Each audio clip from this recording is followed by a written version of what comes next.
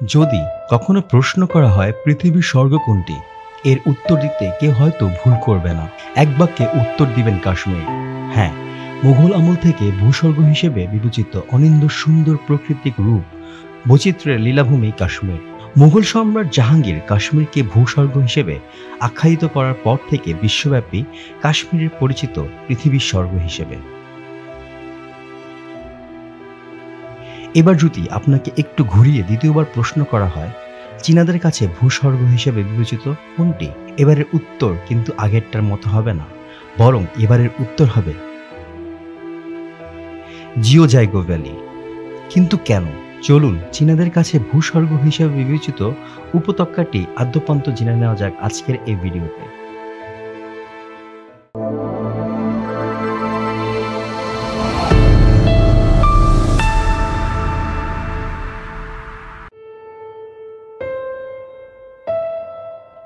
জিওজাইগো হিমালয়ের গহীনে আরণ্য লুকায়িত এক পানির রাজ্য, যার অবস্থান চীনের দক্ষিণ পশ্চিমে অবস্থিত সিচুয়ান প্রদেশের উত্তরে।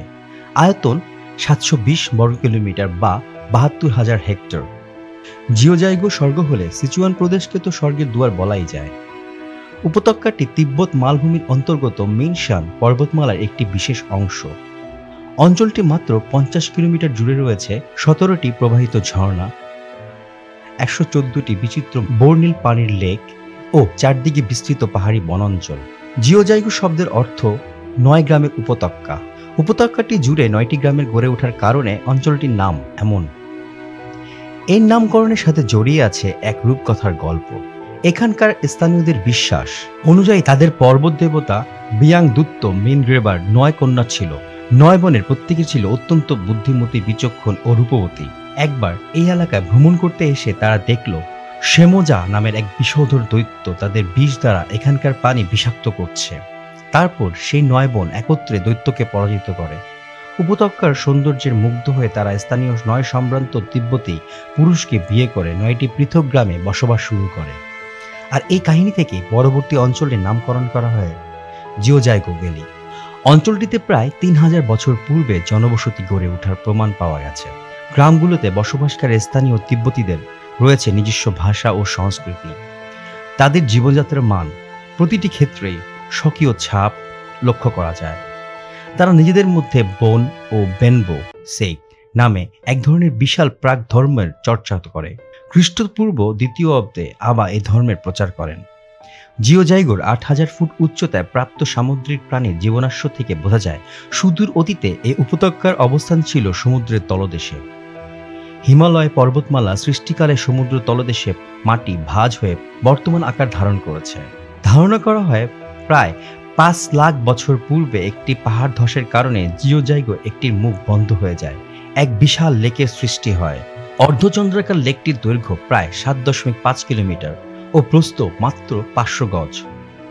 এখানকার বাসিন্দারা সমুদ্র থেকে প্রায় 1500 কিলোমিটার দূরে বসবাস করার কারণে এর চেয়ে বড় কোনো জলাশয় দেখার সুযোগ তাদের হয়নি। তাই লোকমুখে একটি পরিচিত পেয়েছে দীর্ঘ সাগর নামে। শুধুমাত্র দীর্ঘ সাগর নয়, এখানকার অধিকাংশ লেকের সৃষ্টি হয়েছে ভূমিকম্পের কারণে। পাহাড় ধসের কারণে প্রাকৃতিকভাবে বাঁধের সৃষ্টি হয়। আবদ্ধ নিচু জায়গা পানি জমে তৈরি করে অধিকাংশ লেক। লোকমুখে প্রচলিত রয়েছে তাদের পর্বত দেবতা তার স্ত্রী পর্বত দেবীকে একটি আয়নার উপহার দিয়েছিলেন, যা ছিল অত্যন্ত স্বচ্ছ। কিন্তু ভুলবশত দেবী আয়নাটি ভেঙে ফেললে তার 114টি খণ্ডে বিভক্ত হয়ে যায়। এই টুকরোগুলো থেকে সৃষ্টি হয় 114টি স্বচ্ছ পানির লেক। জিওজাইগো বেশিরভাগ হ্রদের অধিক মাত্রায় ক্যালসিয়াম কার্বনেটের উপস্থিতি লক্ষ্য করা যায়। তাই লেকগুলোর জল এতটাই স্বচ্ছ যে উপর থেকে এর তলদেশে দৃশ্যমান। তলদেশে বিভিন্ন শৈবাল ও বালির বার্নিল রঙের কারণে জল নানা বর্ণ ধারণ করেছে। লেকের গভীরতা, আকৃতি, লেকের চারপাশে আচ্ছাদিত বৃক্ষরাজি ও আকাশের চমৎকার প্রতিবিম্বের তারতম্যের কারণে লেকগুলোর সৌন্দর্য ভিন্নতা লক্ষ্য করা যায়। কিছু কিছু লেক একই সাথে অগভীর ও নল কাঁকড়ায় পরিপূর্ণ। নীল, সবুজ ও ফিরোজা রঙের জলে সজ্জিত লেকগুলো অঞ্চল সৌন্দর্যের অন্যতম কারণ। এখানকার স্থানীয় তিব্বতীরা মনে প্রাণে বিশ্বাস করে এই জলগুলো জিওজাইগোর প্রাণ। এখানকার অধিকাংশ লেকের নামকরণ করা হয়েছে তথাকথিত জলে বসবাসকারী জলপরী ও জলদানবের নাম অনুসারে, যেমন 2 ড্রাগন লেক, পঞ্চরাঙ্গা পুল, আয়না লেক, পান্ডা লেক, ময়ূর নদী ইত্যাদি। স্থানীয়রা এই লেকগুলোকে বলে হাইজি, যার অর্থ সমুদ্রের পুত্র। জিওজাইগো সম্বন্ধে সবচেয়ে অবাক করা তথ্য হলো মাত্র 40 বছর আগে কারো জানা ছিল না এখানে এমন চোখ জুড়ানো উপত্যকা রয়েছে। এই অঞ্চলগুলো সম্পর্কে তখন জানা যায় যখন কাঠুরেরা কাঠের সন্ধানে এই পথে পা বাড়ায়। পরবর্তীতে 1975 সালে কৃষি ও বন মন্ত্রণালয় এখানকার বনজ সম্পদ জরিপ করতে এসে প্রাকৃতিক ও জীববৈচিত্র্যের সৌন্দর্যে মুগ্ধ হয়ে যায়। প্রাকৃতিক রূপ লাবণ্যে অনন্য জিওজাইগো প্রাণীর বৈচিত্র্য বিস্ময়কর। অঞ্চলটিতে বহু বন্যপ্রাণীর আবাসস্থল। এই বনভূমি প্রায় 140 প্রকারের পাখি অভয়ারণ্য। এছাড়াও এখানে রয়েছে বিলুপ্তপ্রায় আতিকায় পান্ডা, নাগবোচা বানর এবং বহু কাঠবিড়ালি। জলের রাজ্যে জিওজাইগোতে অবশ্য মাছের দেখা মেলা ভার। এখানে শুধুমাত্র এক ধরনের বিশেষ কার্প মাছের অনুসন্ধান মিলে। এর নাম নগ্ন কার্প মাছ। এই মাছের শরীরে কোনো আঁশ নেই বলে এদের নাম এমন রাখা হয়েছে। সমুদ্রের পৃষ্ঠ থেকে এর উচ্চতা, এর অবস্থানের কারণে শীতে এর পানি জমে বরফে পরিণত হয়। এতে তীব্র শীতে এখানে শুধুমাত্র এক প্রকারের মাছই টিকে থাকতে পারে। অতীতে এই উপত্যকাটি পথ ছিল এক দুর্গম। সেকালে শুধু ঘোড়ায় চড়ে এখানে আসা হতো। বর্তমানে এর নিকটবর্তী শহরে থেকে বাসে চড়ে এখানে আসা যায়। এতে প্রায় 10 ঘন্টা সময় লাগে। অতীতে সেই দুর্গম জনপদ বর্তমানে চীনের অন্যতম পর্যটন কেন্দ্র হিসেবে পরিণত হয়েছে। এই পাহাড়ি বনাঞ্চলটি অতি প্রাচীন বৃক্ষে আশ্রয়িত। দুর্বৃত্তরা এই অঞ্চলের বন উজাড় করেছিল। এই বন রক্ষার জন্য 1982 সালে চীন সরকার এই অঞ্চলকে জাতীয় উদ্যান হিসেবে ঘোষণা করে। পূর্বে কৃষিকাজ ছিল এই অঞ্চলের লোকদের জীবিকা অর্জনের একমাত্র উপায়। বর্তমানে জিওজাইগো ন্যাশনাল পার্ক অঞ্চল একটি সংরক্ষিত বনাঞ্চল। সরকার জিওজাইগোকে সংরক্ষিত বনাঞ্চল ঘোষণা করার পর থেকে চাষাবাদ সম্পূর্ণরূপে নিষিদ্ধ ঘোষিত হয়, যে কারণে এই অঞ্চলে স্থানীয়রা জীবিকা নির্বাহের জন্য পর্যটন শিল্প এবং স্থানীয় সরকারের ভর্তুকির উপর নির্ভরশীল। এই অঞ্চলকে ইউনেস্কো 1992 সালে বিশ্ব ঐতিহ্যবাহী স্থান এবং 1997 সালে ওয়ার্ল্ড বায়োস্ফিয়ার রিজার্ভ হিসেবে ঘোষণা দেয়। 1984 সালে উদ্যানটি পর্যটকদের ভ্রমণের জন্য খুলে দেওয়া হয়।